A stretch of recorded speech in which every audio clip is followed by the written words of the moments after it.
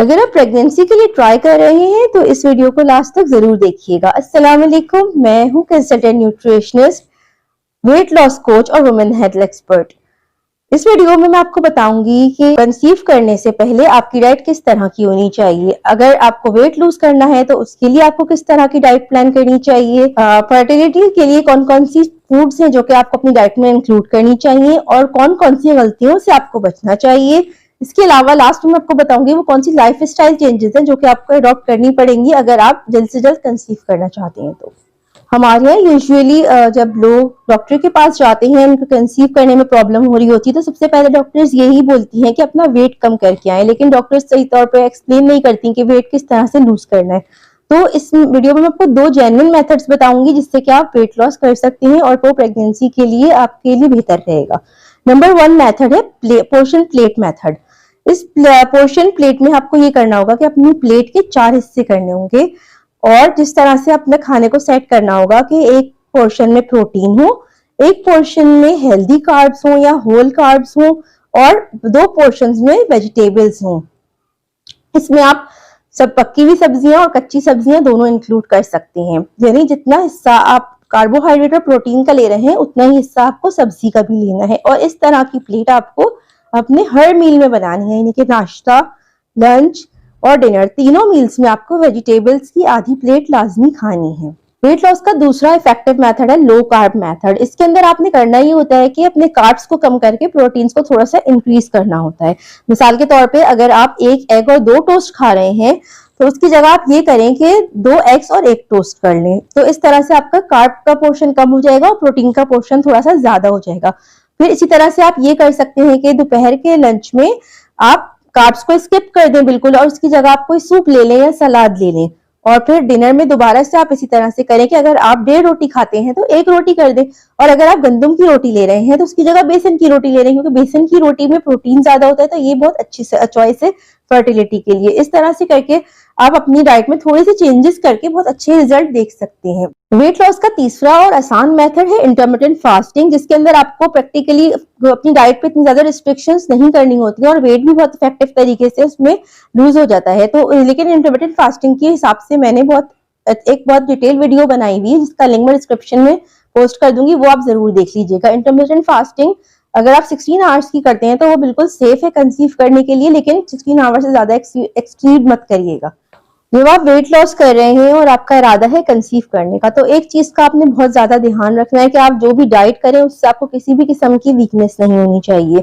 इसलिए जितना जरूरी है एक फर्टिलिटी स्पेशलिस्ट डॉक्टर की कंसल्टेशन में रहना, इसी तरह से एक फर्टिलिटी एक्सपर्ट न्यूट्रिशनिस्ट की कंसल्टेशन लेना भी बहुत जरूरी है। क्योंकि अगर आप न्यूट्रिशनिस्ट से एडवाइस लेंगे तो वो आपको इस तरह की डाइट बता सकेगी कि आपको सारे न्यूट्रिएंट्स जो फर्टिलिटी के लिए जरूरी है वो मिलते रहें।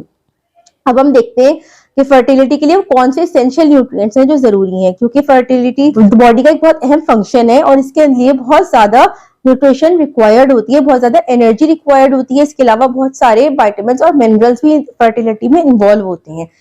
तो अब हम बात करते हैं उन फूड्स की जो आपको लाजमी लेनी चाहिए। तो सबसे अहम जो न्यूट्रिएंट है जिसके हमारे यहाँ ज्यादातर खवातीन के अंदर कमी पाई जाती है वो है आयरन। क्योंकि हम लोग ज्यादातर मेंसेस के थ्रू या अगर हमारे पहले से भी बच्चे होते हैं तो उनकी वजह से भी हमारे अंदर आयरन डेफिशिएंसी हो जाती है। और अगर आपके अंदर आयरन डेफिशिएंसी है तो मेरी एडवाइस ये है कि पहले आप अपनी डाइट में आयरन की मिकदार बढ़ाएं और उसके बाद आप कंसीव करने के लिए ट्राई करें। और इसलिए जरूरी है कि आप डाइट में आयरन रिच फूड्स का इस्तेमाल करें, मिसाल के तौर पे रेड मीट, लिवर वगैरह का, और इसके अलावा हरे पत्ते वाली सब्जियों का। इन सारी चीजों का इस्तेमाल अगर आपकी डाइट में ज्यादा होगा तो आपका आयरन एब्जॉर्प्शन अच्छा होगा और आपका हेमोग्लोबिन लेवल जो है वो नॉर्मल रेंज में रहेगा। इसके अलावा फिश का इस्तेमाल बहुत जरूरी है। फिश से भी हमें विटामिन डी, विटामिन ई और बहुत सारे हेल्दी प्रोटीन मिलते हैं। फिश के अलावा चिकन और एग्स का मॉडरेट इस्तेमाल करना है। मैं कहूंगी कि अगर आप कंसीव करने के लिए ट्राई कर रहे हैं तो चिकन का इस्तेमाल बहुत ज्यादा मत करें, लेकिन वीक में 1 या 2 दफा आप चिकन को भी इस्तेमाल कर सकते हैं। बिल्कुल बंद करने की जरूरत नहीं है अनलेस कि आपकी डॉक्टर ने आपको मना किया हो। इसके अलावा आपके लिए जरूरी है कि आपकी डाइट में योगर्ट का इस्तेमाल हो, क्योंकि दही के अंदर बहुत अच्छे हेल्दी फैट्स होते हैं, हेल्दी प्रोटीन्स होते हैं। तो योगर्ट को अपनी डेली डाइट में इंक्लूड करें।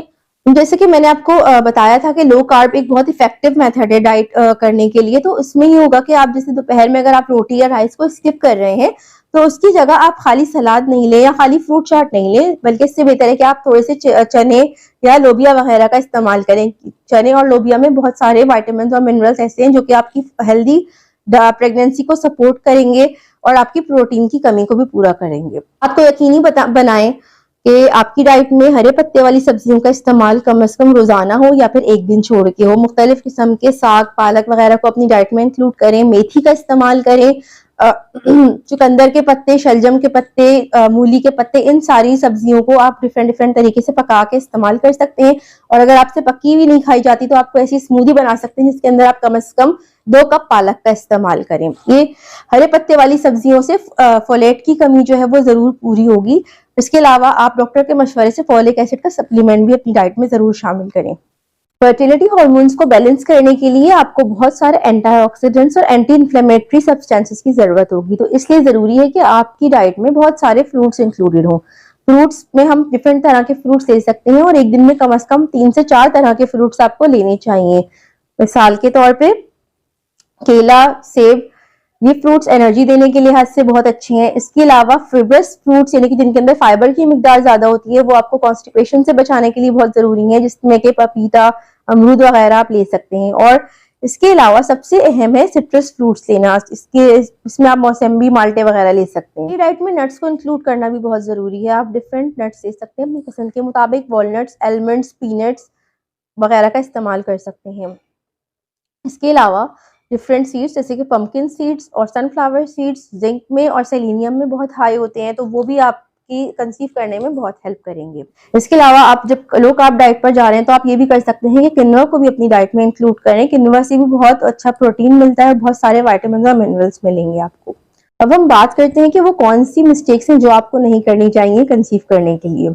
अगर आप डाइट करने का प्लान कर रहे हैं तो कीटो डाइट मत करिएगा, क्योंकि कीटो डाइट में आपको बहुत ज्यादा चिकन या बहुत ज्यादा फैट्स खाने को कहा जाएगा, जिसकी वजह से आपके हार्मोन्स का बैलेंस खराब हो सकता है। और हार्मोन्स का बैलेंस खराब होने की वजह से आपको कंसीव करने में मजीद मुश्किल पेश आ सकती है। इसलिए मैं सजेस्ट करूंगी जो भी लेडीज डाइट करना चाह रही हैं तो वो कीटो डाइट की तरफ ना जाएं, बल्कि एक ऐसे डाइट प्लान लें जिसके अंदर सारे फूड ग्रुप्स इंक्लूड हो। क्योंकि कीटो डाइट में फ्रूट्स नहीं इंक्लूड होते, बल्कि गोश्त और चिकन की बहुत ज्यादा मिकदार होती है, फैट्स की बहुत ज्यादा मिकदार होती है, तो बहुत सारे लोगों को इससे हार्मोनल इनबैलेंस पैदा हो जाता है और कंसीव करना और ज्यादा मुश्किल हो जाता है। तो इसलिए कीटो डाइट तो बिल्कुल भी नहीं करनी है आपने। सेकेंडली, एक गलती लोग ये भी करते हैं कि इंटरनेट पे जो टोटके वगैरह दिखाए जा रहे होते हैं, वेट लूज करने के मैजिकल ड्रिंक्स दिखाए जा रहे होते हैं, उनका इस्तेमाल बहुत ज्यादा करने लग जाते हैं। तो प्लीज ऐसे किसी भी ड्रिंक का ज्यादा इस्तेमाल नहीं करें, अपनी डॉक्टर से पूछे बगैर तो बिल्कुल भी नहीं करें। मसलन अजवाइन का पानी इस्तेमाल नहीं करें, आप बिल्कुल भी ब्लैक कॉफी का इस्तेमाल नहीं करें। कैफीन एक बहुत बड़ी रुकावट हो सकती है आपकी कंसीव करने में, तो ये सोचकर कि अगर हम ब्लैक कॉफी पीते रहेंगे और इससे हमारा बहुत तेजी से वेट लूज होता रहेगा, तो प्लीज ये गलतियां आप अपनी डाइट में हरगिज भी मत करें। इसके अलावा आपको अपने फर्टिलिटी हार्मोन्स को बैलेंस करने के लिए लाइफस्टाइल में भी काफी सारे चेंजेस करनी पड़ेंगे। अगर आपको देर से सोने की आदत है तो उसको चेंज करें, जल्दी सोने की कोशिश करें, सुबह जल्दी उठने की कोशिश करें। ये बहुत जरूरी है कि सुबह में थोड़ी देर धूप लगाएं, और ताकि आपको नेचुरल विटामिन डी आपका बॉडी बना सके। और इसके अलावा विटामिन डी के सप्लीमेंट का भी जरूर इस्तेमाल करें अपने डॉक्टर से। स्ट्रेस से बचें और खुद को बहुत एक्टिव रखें। दिन में कम से कम 45 मिनट से 1 घंटे तक वॉक करें और हल्की एक्सरसाइज करें, ज्यादा स्ट्रेन वाली एक्सरसाइजेस ना करें। अगर जिम जा रहे हैं तो भी किसी एक्सपर्ट ट्रेनर की निगरानी में एक्सरसाइजेस करें। अगर हार्मोनल इम्बैलेंस की वजह से आपको कंसीव करने में प्रॉब्लम हो रही है तो कोशिश करें कि नॉन स्टिक पैन का इस्तेमाल कम से कम करें, क्योंकि नॉन स्टिक पैन में ऐसे सब्सटेंसेस से टेफ्लॉन कोटिंग बनाई जाती है जिससे कि लोगों की फर्टिलिटी पे इफेक्ट पड़ता है। सेकेंडली, कोल्ड ड्रिंक्स का इस्तेमाल बिल्कुल बंद कर दें। आप कोल्ड ड्रिंक्स को बिल्कुल भी, जब भी आप कोल्ड ड्रिंक पीते हैं तो उससे आपके हार्मोन्स में डिस्ट्रप्शन पैदा हो जाता है। इसके अलावा ट्रांस फैट या जो मसनूई तेल है, वेजिटेबल्स ऑयल्स हैं जमे हुए, उनको इस्तेमाल बिल्कुल भी नहीं करना है आपने। कोशिश करें कि प्लास्टिक के बर्तनों का इस्तेमाल कम से कम करें, खास तौर से माइक्रोवेव में रखना। प्लास्टिक के बर्तनों को माइक्रोवेव में जब हम रखते हैं या उसके अंदर कोई चीज गरम डालते हैं तो उसके अंदर से बीपीए के मॉलिक्यूल्स निकलते हैं और वो हमारी फर्टिलिटी को बहुत ज्यादा इफेक्ट करते हैं। तो कोशिश करें कि कोई भी खाने की चीज जो है वो गरम प्लास्टिक के बर्तन में इस्तेमाल ना करें। इवन प्लास्टिक के शॉपर में जो खाना गरम डाला हुआ होता है, जिस तरह से कि रोटी वगैरह या बाजार के सालन डले हुए होते हैं, उनको भी इस्तेमाल नहीं करें।